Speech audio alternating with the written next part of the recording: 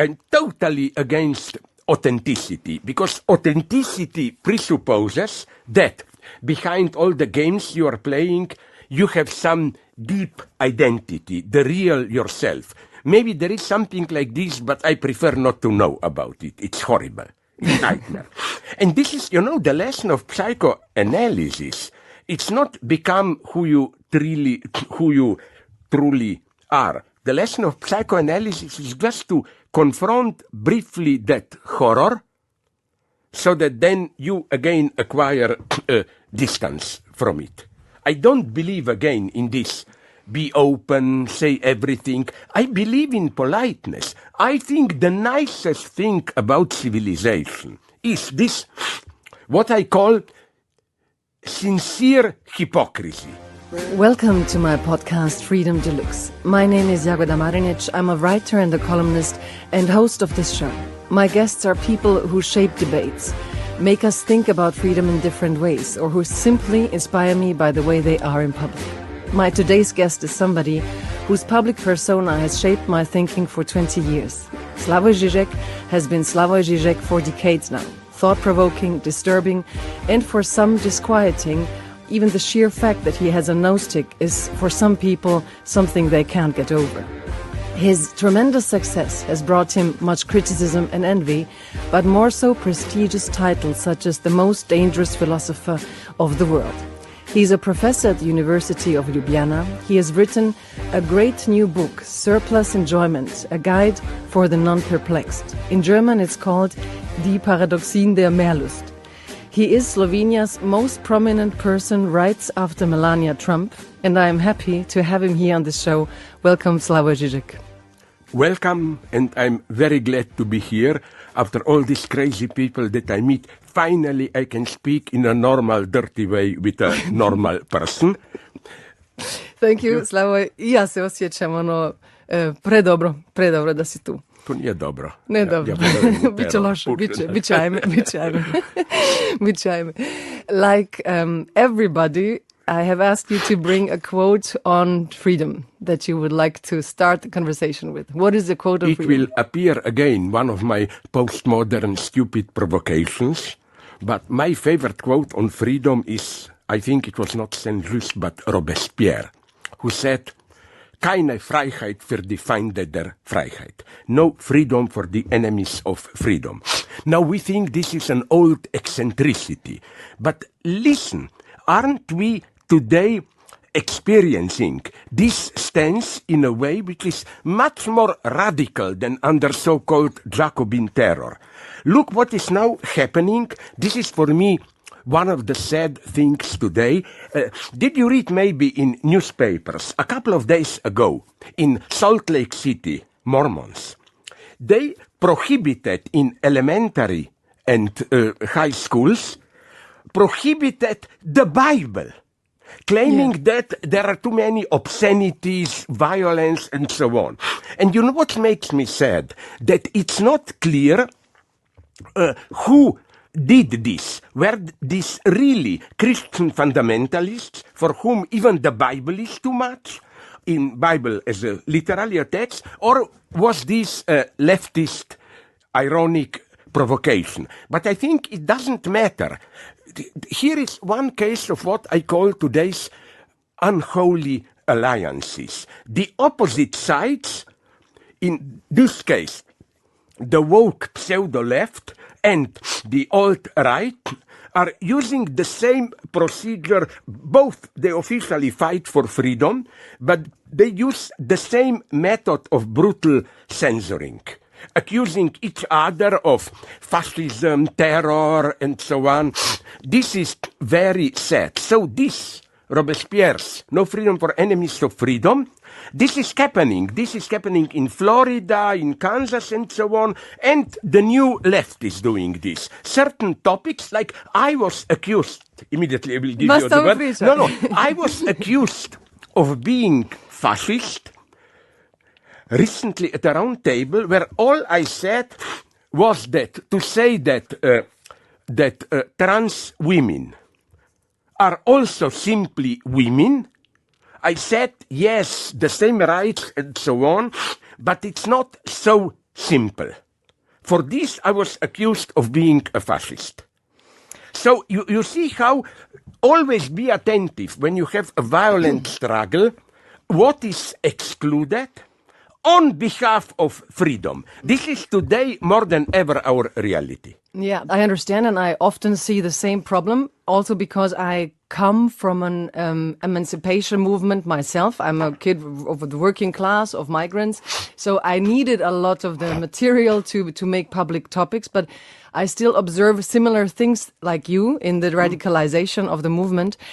And yet, do you think it makes a difference when you compare like alt-right and the radical left or woke? You say they are not, they are woke woke is a fake awake is what you write in your book. Yeah. It's woke, but fake awake. And, but do you think it's a different, I mean, the alt-right intend to, with their means, they have like, an unhuman, agenda. You know, they want less human rights. They want something, humiliate people, discriminate people, take away their rights. But the radical left, even if they're radical, they at least have a good agenda in mind. They want people to be, accepted. They want every trans person to be treated the same way. Do you see a difference in the intention? You compare it? Of course. But my reproach to the woke left, it's not that I disagree with its goals, but that the very way it proceeds often undermines its official goals. For example, you know, one of my few ideal person, Bernie Sanders, he said very nicely that the problem with some extreme woke ideologists is that instead of aiming at some kind of as wide as possible solidarity, they enact, although they speak about understanding, recognizing, they often enact extreme division. Like, you know, these are typical woke polemics. Are you not sure that you were a little bit racist with that expression and so on? This is the tragedy. That's why I'm sometimes ready to go as far as to say certain functioning of woke ideology fits establishment perfectly. Because the way woke function, it is a perfect way to prevent even elementary proposals of some large coalition. No, they always bring division, and they are also very self-destructive. They have all these demands, trans and so on. But I didn't hear from them of any idea of what kind of society they want. Do they want to overcome capitalism? Do they want this, that? It's not a stance which can bring us out of this crisis towards a new society. In your book, you even say the time when Trump soared in polls was actually the time when the left was talking about toilets back there. No, this was just before elections. Yeah, I find it so shocking. The United States was in turmoil. Everybody saw this dark cloud storm, Trump coming. And what were the title?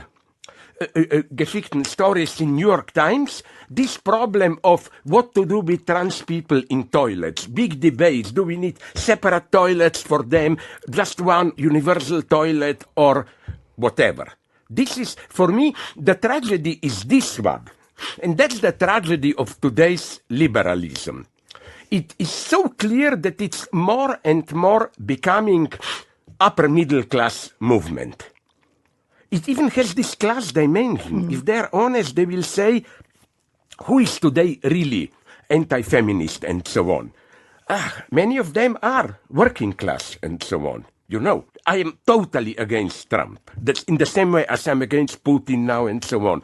But we should never forget that the space for Trump was open through the failure and hypocrisy of the predominant multicultural liberal left. And do you think it's the same reason now in Europe, in Germany, because we also have the right parties rising, that it's a failure of the liberal or the radical left or the left in itself? Look, we don't even have, that's the problem, an authentic radical left. There was an attempt, which still I think it was a miracle. You remember, when was it, 5, 6 ago, the moment of Syriza.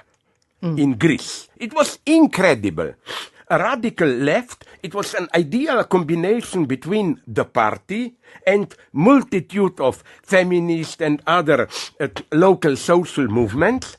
But then the tragedy occurred. And what was the tragedy? That the Syriza government itself has even to use police to destroy its own civil society foundations. And it's really a problem. Another anecdote that I often use. That's also interesting, just because they need the police to destroy their own civic society dimension. You know in what sense? Yeah, but that's super interesting. Let me just say, because in Germany we also have that. We have the Letzte Generation, which is young people who sort of demonstrate on highways. You know, they use to glue themselves. They glue themselves on the highways, and the police is very rigid in criminalizing all these civic society movements. So you see there's a pattern of the police destroying... the tragedy is this one. Okay, the saddest one of when I almost cried was, you remember, everybody does, 6th of January 2 years ago, when the Trump crowd entered occupied Congress. My friends, old leftists, were crying. You know why? Because they said, what's happening? We should be doing this. So has the new right stole even the revolution? That's the dream of every leftist. Popular uprising, people break into. And even, you know, Steve Bannon, the main ideologist of Trumpism, he openly, ironically of course, proclaims himself a Leninist. He said the state apparatus, the way we have it, has to be destroyed. And you know what's the tragedy? Before he goes into all his racist illusions, he usually begins in a very good way. He said those who are really ruling us today are big corporations combined with state administration. Here, we will not have time to cover all of this, but here I think I find it very interesting, although I don't accept them, this notion that liberal capitalism is already disappearing, that we are entering something that we can call techno-feudalism or what? For example, my eternal example, Bill Gates. How did he become so rich? Not by over-exploiting his workers. He pays them relatively well, but by privatizing a certain commons, social space. In order to participate in social space, we pay him a rent. Capitalism to rent, and this is what, I must say, Steve Bannon sees clearly. That today, in some sense, capitalists, small, it's illusory to say this, but let me say it, small individual creative capitalists and workers and so on, they are both more and more dominated by a new feudal class. And you know who sees this clearly? I'm not simply against him. The new Chinese power, Xi and the new gang, they made it very clear. They are not old Maoist totalitarians. They are totalitarian. No, they just see the danger in this mega new oligarchic feudal answer. So this is what we are missing today. The left is caught into this blah, blah, global neoliberalism. No, it's already dying out. Something is replacing global capitalism, something which is maybe even worse. To come to this thought, when you said that the left is not capable of creating a policy that will connect a lot of people, but is like disrupting itself. But then, for example, you said Bernie Sanders. He, for example, will not address the issue of gun control because he's afraid that he would lose too many voters. In Vermont, yeah. But I find this a totally acceptable compromise. So how much compromise can the left do, or should the left do? It depends. I will be a Leninist here, concrete analysis of concrete. But something Sanders saw very well. This was his moment of genius. You know, Democratic Party was obsessed with this idea, if we move too much to the left, we will lose those undecided in the middle. And Sanders got the lesson for Trump. Trump moved radically to rightist politics and won in this way. So what was Bernie Sanders' message? He said it explicitly. He said that our aim is not to get those middle-of-the-road liberals. Our game is to get Trump's voters, the disappointed working class, to convince them. And you know where I followed, to go into more fashionable waters, the same strategy. I think it worked. I made it clear. You know it was ridiculous, but nonetheless, my big, under quotation marks, debate with Jordan Peterson. Yeah. I said there openly and later, my task was not to destroy him, but to show to his followers that what he is really preaching, and some elements, not now he got crazy, pro-Putin and so on, but when he said, don't just play a victim, take responsibility, assertive that we, the left, can do it better than he himself. I was aiming at his followers. Mm-hmm. Then he was silent, all his illness problem, Jordan Peterson for around 2 years, and now he is back in a much worse image. You just said that the idea is to get back the voters, from that are voting Trump, and how can you get back the disappointed? On the other hand, in Germany, there's a lot of science about the people who are voting far right, and they say that these people actually have a stable autocratic mindset, that they are not, that it's not easy to get them back because that's seriously how they think about the world. Oh. Do you think this? Now you will get a provocation from Do it. Me. Maybe we need a mind which would be, in a good sense, we have time maybe to do a little bit more autocratic. Now, my first thesis here, to really provoke things.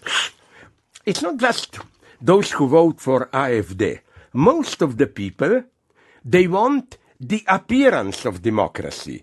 They should be asked, they vote, but they want to be discreetly told what choice to make. I think that people would be afraid to, now you really have to decide. No, people are totally confused today. They need somebody, I say this with all the paradoxes, we come back at the paradox of freedom.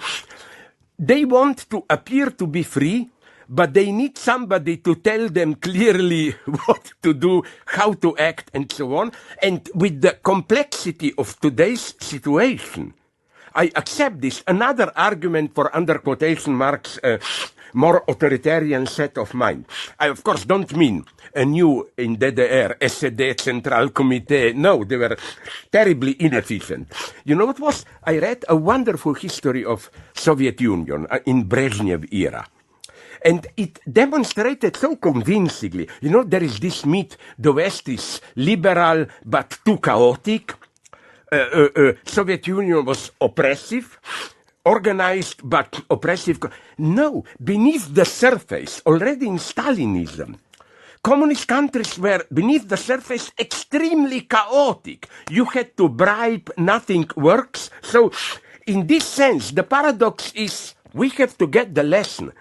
Compare today Putin's Russia and, let's say, they are not as ideal as they appear, but still some kind of a model, I don't know, Sweden, Norway, and so on. They are still liberal societies, but they are much better organized, even controlled, I would say. Why do we need this? Another sad moment for me. This really made me afraid.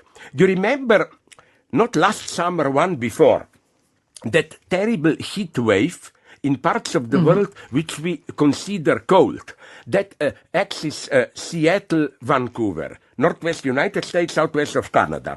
Temperatures reached 50 degrees there, the usual Arab Emirates temperatures. And you know what was clear to me then? You cannot play there what still many leftists like to do, local democracy. Local people there. No, at the level of ecological care, they were doing pretty well. The problem is global. The problem is that the whole circulation of air towards the north of our Earth is deeply perturbed. You can only solve this problem at the level of more general, even authoritarian coordination. But be careful here. I hope we all agree. I'm not saying a world government. Can you even imagine what type of corruption this would be? But simply look at global warming. It's clear that measures will have to be global. Look at war with Ukraine and so on, where again we have this another unholy alliance. Even in Germany, you remember that scene, was it in Leipzig or Dresden, when Sarah Wagenknecht gave a speech and one member of AfD shouted to her, "Kommen Sie zu uns," where this pact, apropos Russian aggression or Ukraine, between extreme right and extreme left. Now, I don't idealize Ukraine, but I'm saying I despise the leftists who still think that in spite of all differences, anybody who opposes NATO should be somehow good, and nonetheless Putin represents somehow Soviet Union. No, look at Putin's ideology. He's openly a neo-fascist. So here we have to settle. This is another example of these unholy alliances, which really made me sad. Even I, with all my dirty jokes, I get sad. Did you read what happened now a couple of weeks ago in Uganda, where Parliament accepted and the President signed into law ridiculous punishing for homosexuality? If you are caught, you can even get shot. But I did something that many people don't do. I looked on the web into their newspapers, which are English, and you know how they justify it? As anti-imperialist struggle. They say either you're with the corrupted West, neo-colonialism, imperialism, or we are with us. Shooting gays means you are for African emancipation, and so on. You see, these unholy alliances are the big problem today. And the same strategy that, Orban is using and many others too. They are fighting the imperialism of the West with the deconstruction of identity, and they don't care about people and all the fear that causes that causes in the masses of people, right? Yeah. No, I take this seriously. This possibility of a new axis of evil, I call it, like Slovenia, maybe if Janša comes back to power, Slovenia, Hungary, Poland, and some in between, no? Yeah. But the interesting thing is that many on the left, they don't see that it causes fear in people. You know, when you have now in Germany, let's say when you look at the Germans, for example, the right, they say people are afraid of gendering language. People are afraid of this. They mobilize by doing culture wars, as we call them. But the people who are trying to promote these ideas, they say, no, that's not the reason. So do you think there's a denial of also the progressive or the liberal parts, how much fear these the disruptions and the ideas of the last years cause in people? Is it a denial? Can't they imagine that something they believe is so right is causing so much fear? And on the other hand, isn't that the basic of what our society is, the human rights? Aren't they just saying we have to make sure that we are like living our human rights? Aren't they in the end just defending their human rights against those who are trying to, if you say they want to shoot a homosexual? So, what is the solution out of this paradox? Okay, of course, I'm not only totally against alt-right, I even think that originally, at least, Me Too was something incredible. Me Too is not only just another feminist movement. They, in some sense, they go even further than Marxism. The Marxist story is with class societies. We got patriarchy and blah, blah, exploitation. But there is a theory behind Me Too, which is, I think, correct, that the true gap where women become subordinated is already Neolithic society. Permanent settlement, cities with walls. At that point, women were subordinated already, and relations of domination emerged. So in this sense, I totally support Me Too. Also with trans people. But, to be more not convincing in a cheap sense, like, let's take trans people. I totally support their demands. I am against, let's call it, binary opposition. But sometimes, would you agree or not? I try to be as aggressive as I can. By they, I mean those trans people for whom sex is just socially constructed and so on. It is, but not in this easy way that I feel a woman so that I am a woman. Didn't they learn anything from psychoanalysis from Freud? First, sexuality, I think, is constitutively something traumatic, caught in self-contradictions and so on. And it's not simply, let me discover who I really am. Often I don't know who I am to be trans. I think for this reason, trans people, for me, first, I believe against trans ideology that sexual difference is more radical than this binary system, masculine, feminine. Sexual difference names a certain gap, flaw, which is constitutive of human identity, even. This is why, maybe you know the story, I often repeat it, but I love it. I read a couple of years ago in The Guardian, a lady called lady is patronizing, I know, Eva Weissman was so shocked. This is what story that I always tell when somebody wants me to explain what do I mean by there is no sexual relationship, blah, blah, antagonism. She was watching, and I often watch them. They're very interesting. I'm not crazy. Not hardcore porno. They are boring. But, how should I put it?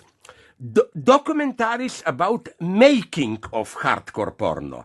The camera is behind all of them. And she describes, Eva, a scene where a guy is doing it hardcore, penetrating, doing it to the lady. Then in the middle of it, he stands up and says, sorry, I'm losing erection. Can somebody please give me my iPhone so that I go to Pornhub and get excited again? And she is horrified. She's right. My God, you have there a naked woman. You are doing it and you need virtual world to arouse. But this is the structure of sexuality. It is in itself self-contradictory, self-sabotaging, so that you need some sphere of fantasy, ideology. If we are in bed, we are never alone. Each of us has to have a fantasy support and so on. And as we learned from Freud, identities are something very contradictory quite often. So for me, first, trans people are ethically, I admit it, the highest. Why? Because if you are simply a woman or a man, you think it's perfect, it's harmonious, I know what I want, but the tension, contradiction, constitutive of sexuality erupts directly with trans people. Yeah, I agree. Yeah. This is important, but this means let's not simplify sexual identity. You know, do you know Mateja Kolesnik, that Slovene?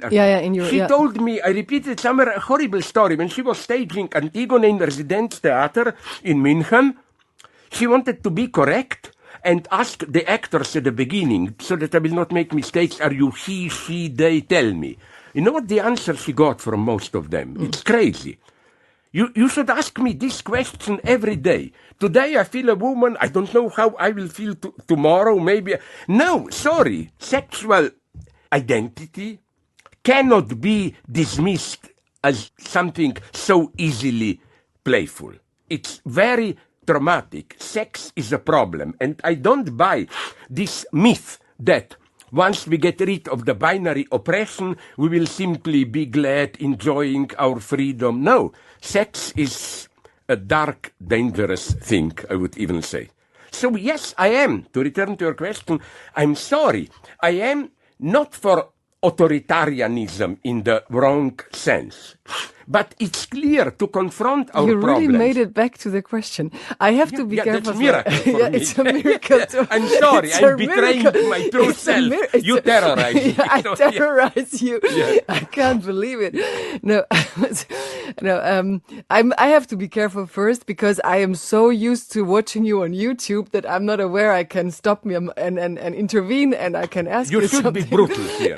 I am a man. You know, Kant says a human being is an animal who needs a master. Yeah. I am a man who needs a domina. Oh, wow. So, not in the vulgar sexual sense, but somebody but has to stop me. Yeah, I will try to stop you, but I have to become aware of the fact that I actually can, because I feel like I'm watching you. Do you know what you are saying now? I'm not kidding. Yeah. It's very profound. Often people have some liberties, but you see, that's one of the antagonisms of freedom. They are at a formal level aware that they have these freedoms, but they are at the same time, they don't really believe that they can use this freedom. Yeah. And that's the problem with freedom today, and that's why I will say now something very flat. We will all agree with it, I hope. That's why I think that we should remain leftists. Liberalism is a great thing. I don't underestimate personal freedoms, but you know where the left begins. Not with this. No. I will stop you here because I'm being in a pro seminar. You're too good, and I have seen thousands of videos, and I know so much about you. No. I'm watching your videos. I'm watching your videos since 20 years. I need to find out because I've read this book and it's crazy. But in the end, you want us in the book. I love the book. It's Which the first, one? the last, and it's actually the only one I was able to read. The other ones I all had to stop. What changed that I was able to read a book from you? I'm getting old, and I'm living in this. So you're getting more maybe normal. This is the last book. So you're trying to give order. Yeah, and I'm working like crazy. You know, there are already 2 more books. One on FREIHEIT. Yeah. That's why I know so much about FREIHEIT, freedom. I wrote a new shorter book, 300 pages, for me shorter, on FREIHEIT.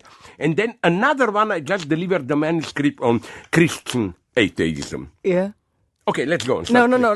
You wrote 100 books, and I love those books on love, and we could also talk about love, because now that you talk about sexuality and the scene that I'm here naive. Would you agree? Sorry to interrupt you. That love, I don't buy... No, because you said that sex without love is masturbation, which is not... masturbation with the real partner. But you know, we fought for sexual freedom, and now you say the freedom that we gained is actually masturbating with foreigners or other people. No, I just believe I don't want in a fake Christian way to oppose love and... What I'm saying, and it's nothing bad in it, is that loveless sex can be very intense, wonderful, but it's like that scene from documentary about hardcore.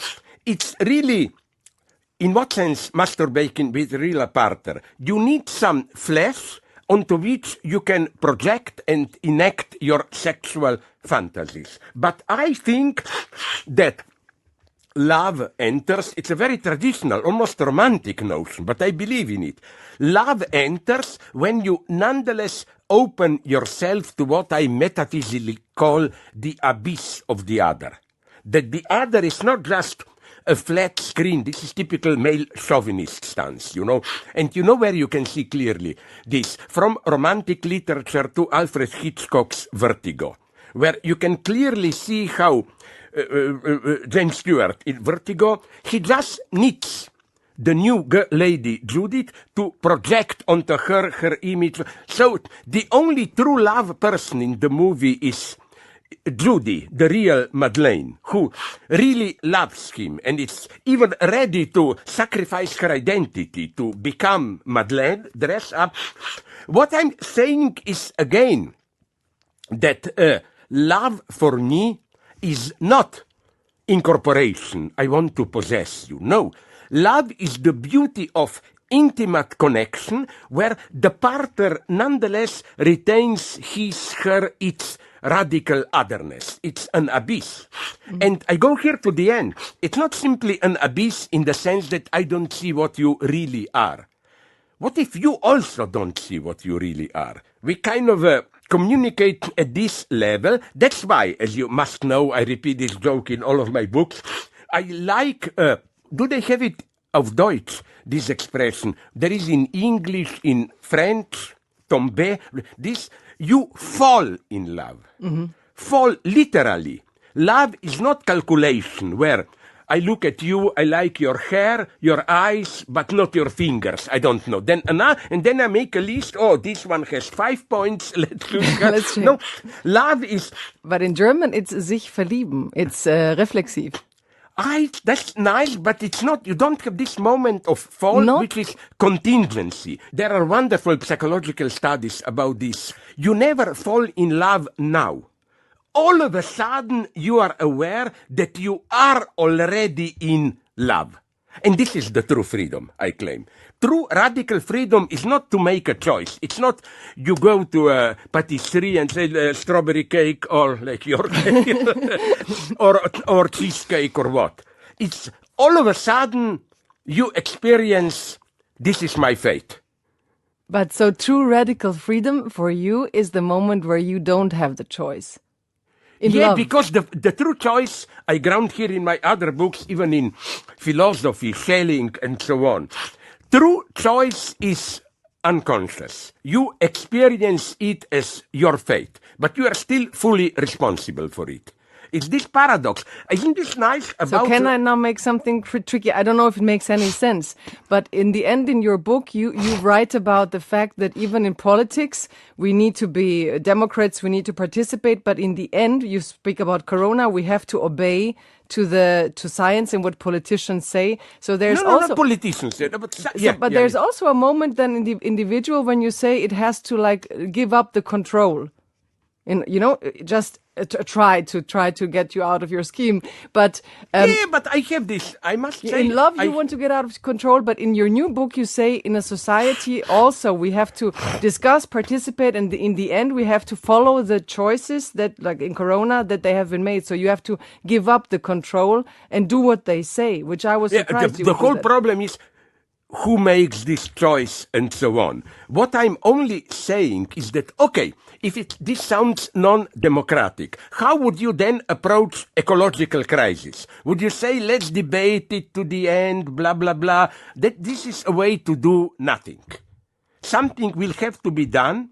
We will have to be told in very firm way. Don't spend so much oil, do this, do that.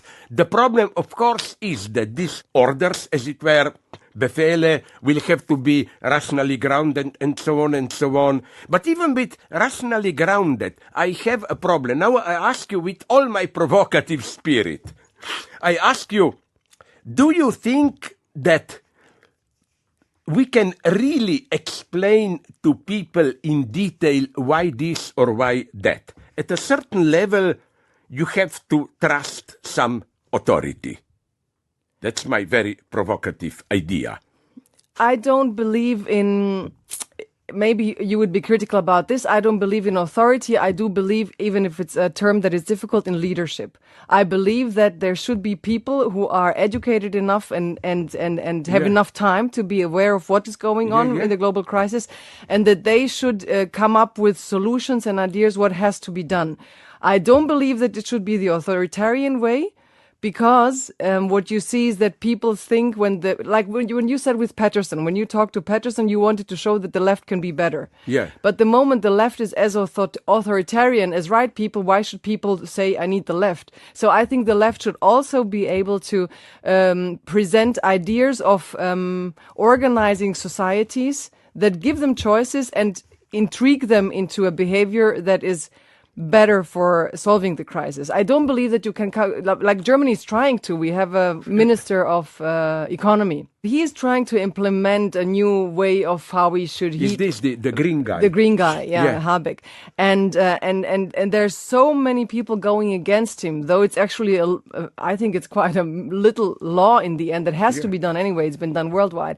But by becoming so authoritarian, you raise a lot of the people who feel oppressed. You get all this contra the upper class, the elites, and then you come also the right people come in and get the anger of the people. You get the Trump phenomenon as well. Yeah. So I don't think you can say, we are more educated, we know the problem, and now we have to reign authoritarianly because we know it's right. I see your point. I know, but you know what is why I like to play with this horrible term, authoritarian. Why would you not use leadership or leading people, or offering them options to act, different ways out of their habits? Yeah, but who will make the final decision? But can't more individuals... Now you are going for me too much into Chinese direction. I'm Chinese now. You want authoritarian and I'm Chinese. No, Chinese like to say deliberative democracy, you know. Yes. Yes, but it interests me who then makes the decision.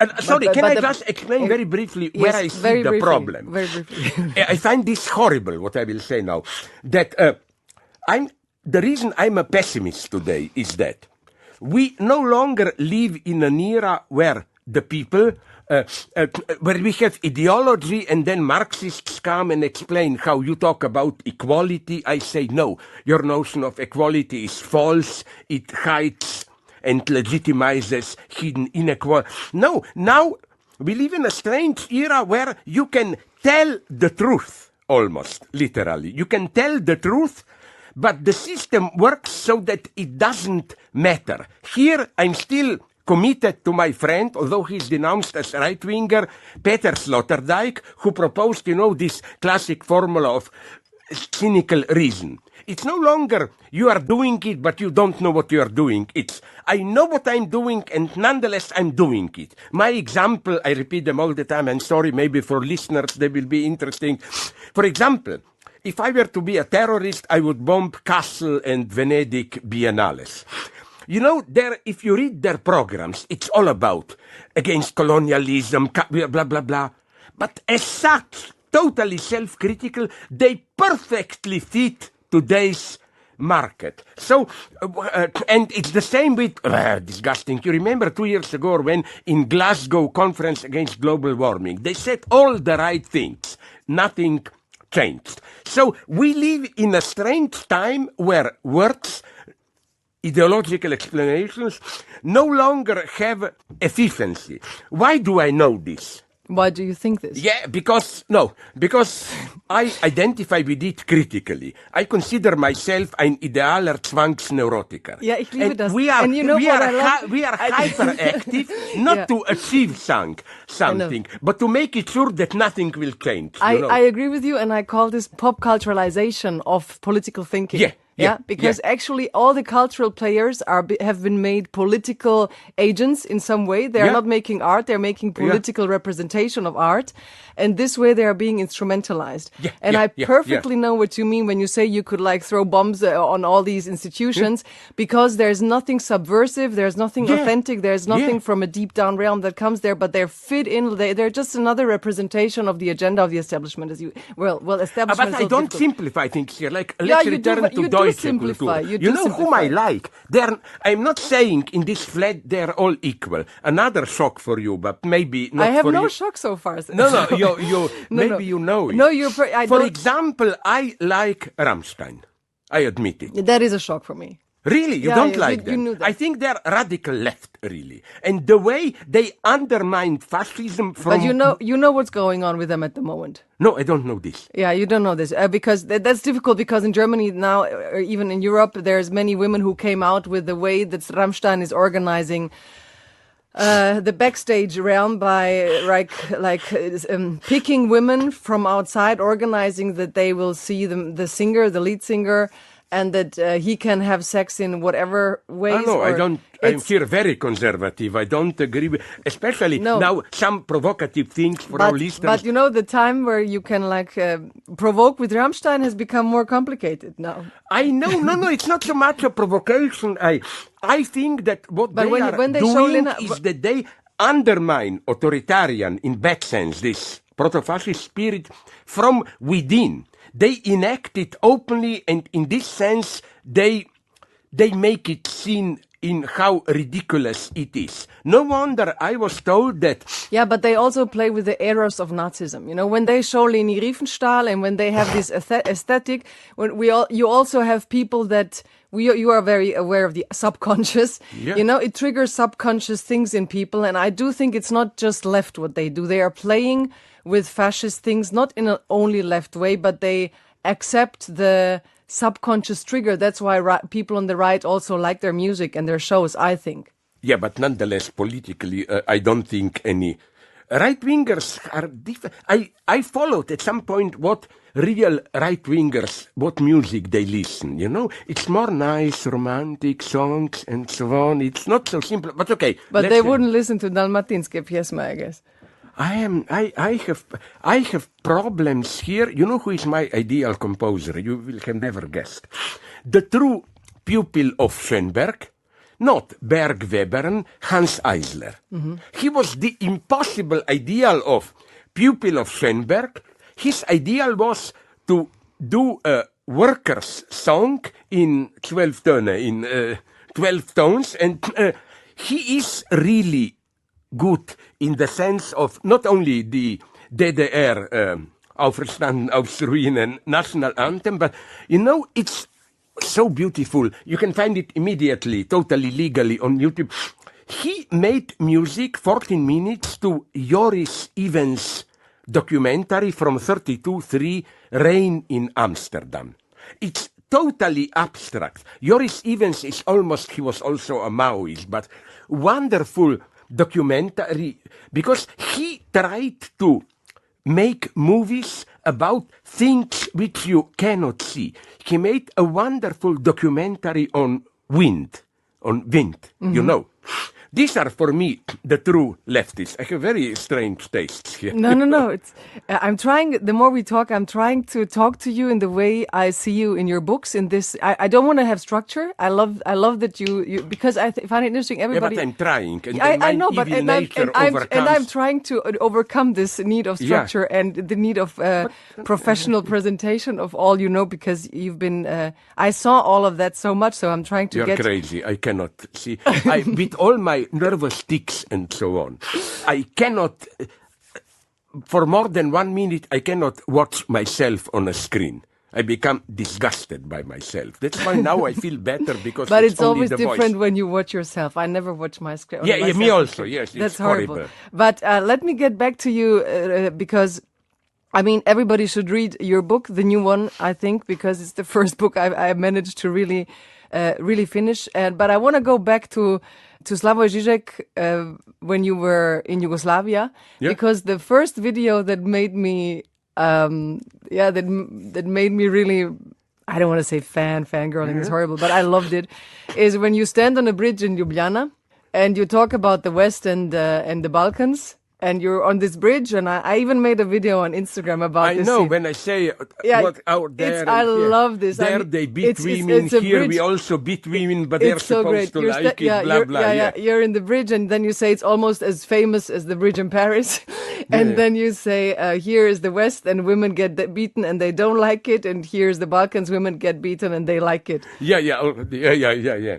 I just want to... No. I had a big problem with this. But I wonder if you agree with me here. That's why, and he really hates me, Emir Kusturica, that's why I have problems with him. I think that in his most famous film, what was it, Underground? It's not that he is Balkan. He stages Balkan mythology for the West. I agree with you. This is not authentic Balkan or whatever. And that's his big trauma. He wanted to succeed in the West. When he didn't, he blames, although we hate each other, me and Bernard-Henri Lévy. He has this idea that the two of us are most guilty for ruining his Hollywood career and so on and so on. And I especially don't like Kusturica because, he got from Dodik a whole small town. I hate people who are, again, what we're talking about, fully integrated into power, but still play to be marginal dissidents and so on, I know. I hate that too.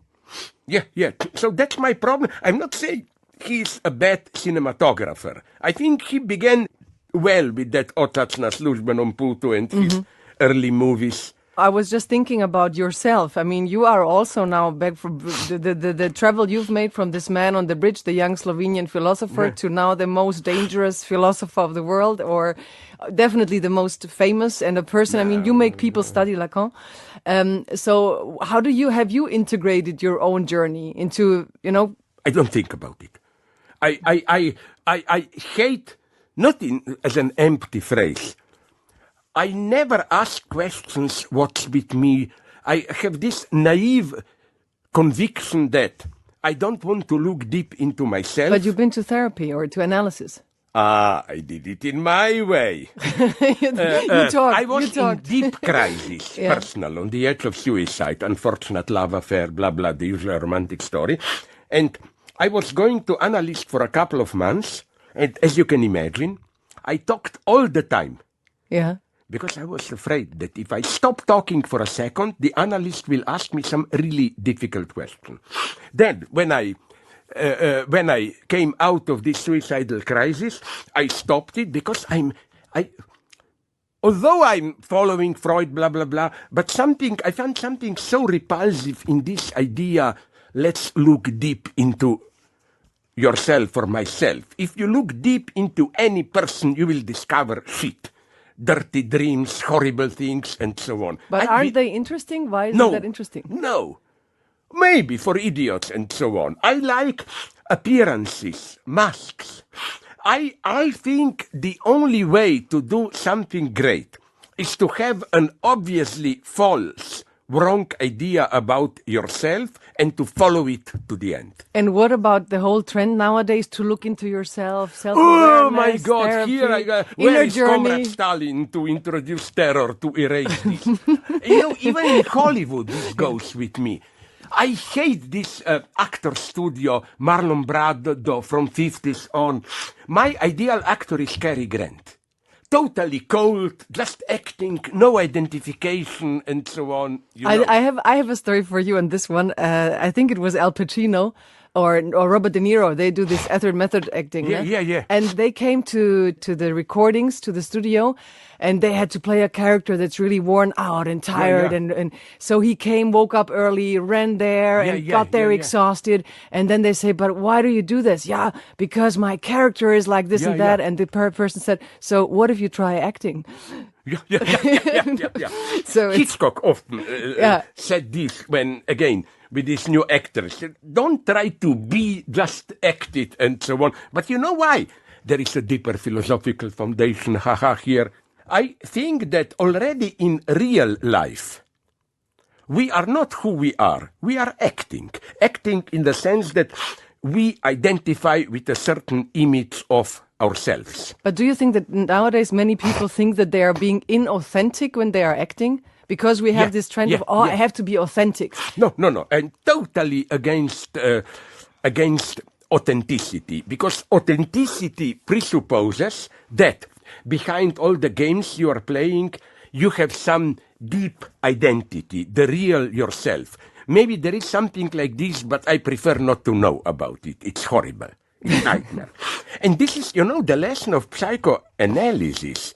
It's not become who you truly are. The lesson of psychoanalysis is just to confront briefly that horror, so that then you again acquire distance from it.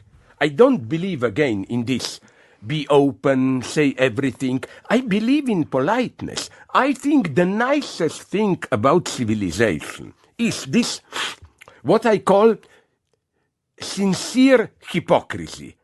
Let's say we meet on the street. It's a bad example, it's not true. But let's say I really hate you. And I see you on the street, and although in my mind, my idea is, my God, why didn't I notice you a minute earlier so that I could avoid you? But when I see you, I have to say, how nice to meet you, how are you today? In a way, we both know that it's not sincere. But it nonetheless works as some kind of elementary kindness. The signal is not, I really mean this. The signal is this superficial kindness. I believe in this. I agree with you, because in Croatia we have this tradition a lot. In the street, you're very kind, you turn around and you talk very bad about people all the time. People have, but the kindness with each other is nice. But I always debate, is it good or bad? And I figured out in my generation, since we have the cell phone, we often look into our phones and pretend we don't see each other. You know, you don't think, oh, if I had seen her 1 minute before, I could avoid it. Now you can look in the phone and like, I know I was so busy talking or doing something, and I often wonder what is. But I'm more brutal here. I don't even look into the phone. You know, so often it happens to me. I walk with a friend on the street, and I noticed nothing. And then a friend told me, "Didn't you see? We just passed your worst enemy there." No, I think my perception is already censored. That what I consciously see, it excludes people that I don't want to meet. That's why also I'm up to immigrants and so on.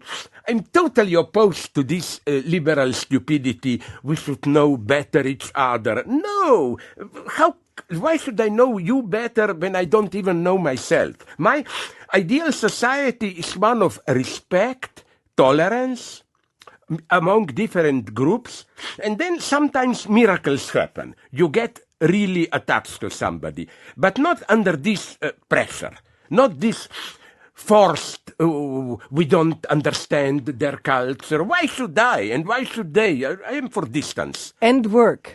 I think you absolutely. When somebody asked me, he didn't dare to use it, a journalist years ago, which is your favorite proverb, motto? I said that. You can imagine what. I said, Arbeit macht frei. I said, I know it was in Auschwitz, but it's a true thought which was simply brutally misused by Nazis. It was a brutal irony, you know. But in reality, this works for me. I hate this contemplative attitude of just, no, forget about yourself, get engaged. Or how did the TV series, I forgot the title, about aliens, the truth is out there. Yeah, but again, the new left is talking, and we have to talk, that's so complex because you have the working class that works in factories and has hard jobs, and I don't think that for them it's good to work all the time, so they need protection from this kind of work. Yeah, yes, of course. But on the other hand, it's interesting that a lot of the left elite now is talking about how they have to take care of themselves, how they should not work so much, so, like this work ethos. And we have a young generation that says, you know, we in Germany at least have a huge debate that young people are trying to get more work-life balance, they say. But the thing is that they don't like to give too much time of their life to the work and want more time for friends and life. Here's my difference. I don't believe in this balance. I like creative catastrophes, obsession. That's how I interpret love. Always I quote that Neil Gaiman. Let's say you live a happy life. You meet in the evening with friends, balanced, a little bit of sex, one night stand here, there, blah, blah. Then you fall passionately in love. Your life is ruined. You cannot find balance. But I like this radical imbalance. I believe in this. Or with work, fanatic work. You have a big goal. I don't believe in organic, harmonious life. I believe in this extreme, unsettling engagement. All of a sudden, I discover this. Love, political engagement, work, and this matters more than everything for me. That's why, again, in a very friendly debate with that, I think, Korean guy who now works here, Bung, who... Jung-chan, die Müdigkeit. When he speaks about exhaustion, and I think I developed pretty well how his book we are is about all exhaustion. overworked today at 3 levels, but it's not just physical work. One is, of course, ordinary people or those who work physically, they are simply tired. But for me, would you agree, it's almost worse, the tiredness of when your job is to take care of other people. There is an old lady sitting, senile, she's not guilty of it. But you know how tiresome it is to play? That it's not just mechanical work. You have to be kind towards her. And then almost worst for me is this lower manager level where you have to instrumentalize your creativity itself. You have to be inventive and so on, but what? How to better sell a product about which you don't care? So in this sense, yes, we are ultra exhausted today. But I would say in a very naive sense that it's simply not a creative exhaustion. There is nothing better. I feel so well when I succeed in writing a good couple of pages and I'm that tired, but at that point I'm happy. Because I am a workaholic. I don't feel well if every day, pure Boy Scout, I don't do something towards the evening and so on.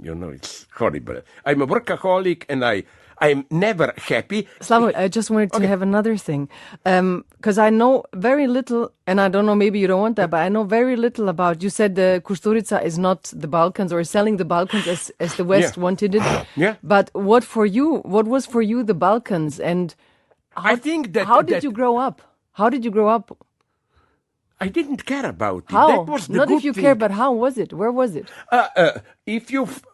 Okay, I will give you a couple of very simple coordinates, which are responsible for creating conditions that I am able to be what I am now.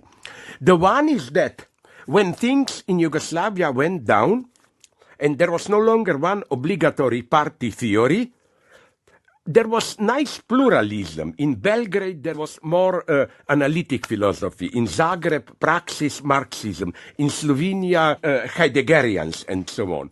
So it was an open space. Then borders were open. We could go out. And then for popular culture, the defining event of my youth is that when I was 12, 13, they opened a Kinoteca, Cinematheque in Ljubljana. For 2-3 years, I was every afternoon there. I saw all the classic. And our generally privilege was that when communism fell down, we didn't have any of these East European illusions. We already had pornography. We had borders were more or less completely open. So we in ex-Yugoslavia, at least the way I experienced Slovenia, we were without illusions about the East. We are not like those Western idiots who claim, but you, Yugoslavia, you were something special, authentic socialism. No. But at the same time, we didn't have illusions about the West. This was a very creative moment. I think I was very lucky. Mm-hmm. And you have this energy from this time, you think? I mean, you're 73. No, it must be some 74. It's so horrible. sorry. No, it was. I was always. That's why nervous. That's why I am the only guy that I know, even from younger generation. I never tasted any drug, not even marijuana. Never in my life was I drunk. You know why? Because of my Stalinist stance. My idea is you get drunk, then you start to sing, get friendly to people, and then enemy attacks and you are not ready. I always live in this paranoia. Yeah, I understand. That's life. Yeah, I understand. But I think that's also something quite Balkan. I accept. They get very I drunk. don't have any fears about. No, for me, this is not. We just should distinguish between. I will use this horrible term: real Balkan and the Western myth of the Balkan. Mm. There is a long tradition of imagining Balkan, and then Balkan people identifying with, but it's not a specialty of Balkan. When I was in Argentina, they told me, this Argentinian identity, gaucho, this was invented by British travelers there. And then when they split 1820 or when from Spain, Argentina, they were reading these books and by identifying with foreign gaze on them, I'm here authentically multiculturalist. Not this, we are all brothers, but our identities are radically mixed, all of them. Your new book has the subtitle for the Unverwirrten. Yeah. No, this is, of course, ironic reference to Maimonides, I think, who wrote A Guide for the Perplexed. Right. My idea is exactly the opposite one. We need today to be more perplexed. And I love that. And that's why I want this podcast to perplex people. And I want you to not have order. And I want us to be perplexing. And I want to be confusing because there's so many thoughts that you bring into my mind that are giving disorder but still calm. You have a confusing thing. This is a very nice point that you make. People are often telling me, but don't you get a headache, just confusion? No, I try to do precisely what you said, that just let yourself to this confusion and it will have a calming effect. Right, and you make that, and I will tell you this. It's the first time in my life this morning I used you said, we want disorder. I've been spending the whole week with your videos, your books. Crazy. I'm crazy. But listen, this morning, in the hotel, I took my face cream tube and put it on my toothbrush. So if you want this, what is it? This Verwirrung? Perplexity. Yeah. You got that in me, definitely. But still, I feel calmer. But I'm just not so able to cope. I could tell you stories at this level, what happens to me. But that's what I wanted to know. How is your everyday life if that is your world? Regularly that I took off my dirty socks or underwear, and then I put them into the toilet and flush it and so on. Yeah. I have absolutely confusion, but I get used to it and I could it works. imagine. I could imagine after these days. On the other hand, I'm an obsessional planner, you know. I know that, yeah. And I know then people tell me, but why do you make plans when you know that they never works? They're idiots. This is Merlust for me. I tell them, but that's the highest pleasure. Oh my God, now we have to change the plan a little bit. That's the true pleasure. And you know when it's too much. That's something I don't really know. Because we once talked if we can meet somewhere fast and you were, no, to bi bilo traumatično, to nećemo. So you actually know when to this is stop much something. simpler. You know, I have some medical, I have strong diabetes, always afraid that they will have to cut off fingers on my legs. I will have to make it slower. I have one very serious thing that I want to bring to the end. I still think it's important that we have some voices like yours to criticize capitalism in this radical way that you do.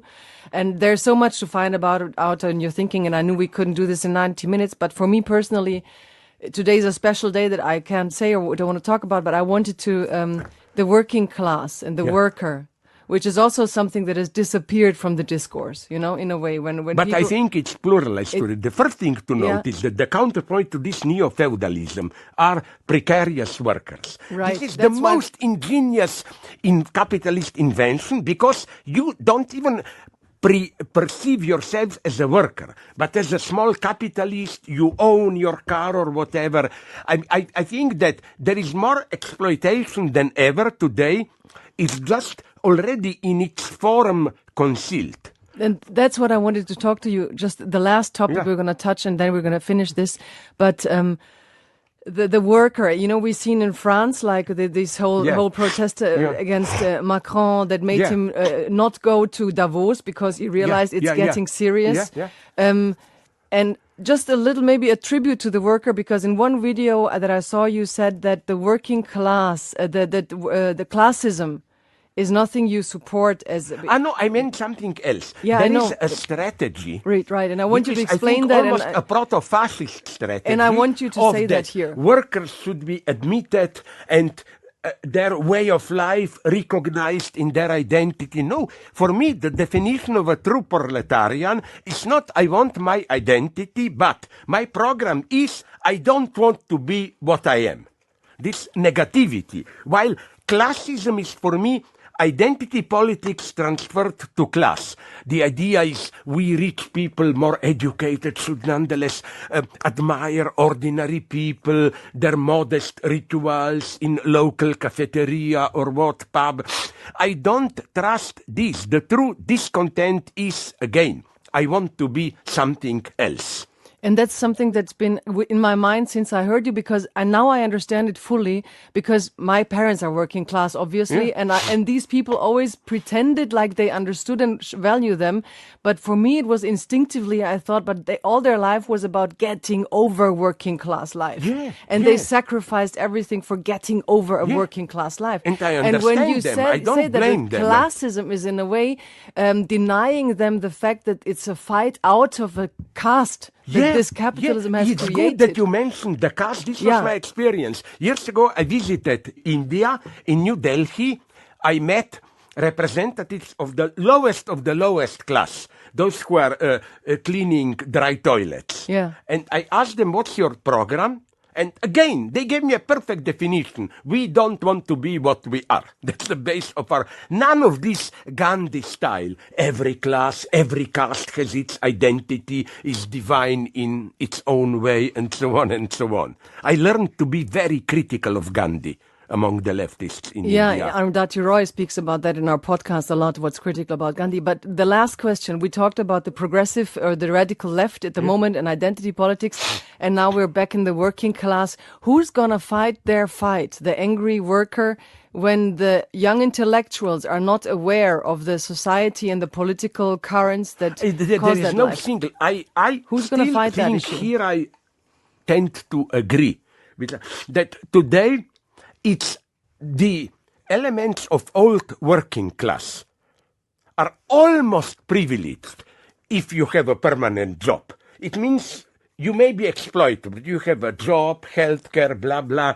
We should include into the struggle these precarious workers, permanently unemployed. Then my good friend, I admire him, Alvaro Garcia Linera, the vice president in Bolivia of Morales, he told me that they discovered that you have the working class traditional, but then you have an extreme number of these, how should I call it, invisible working class, illegal housemaid servants and so on.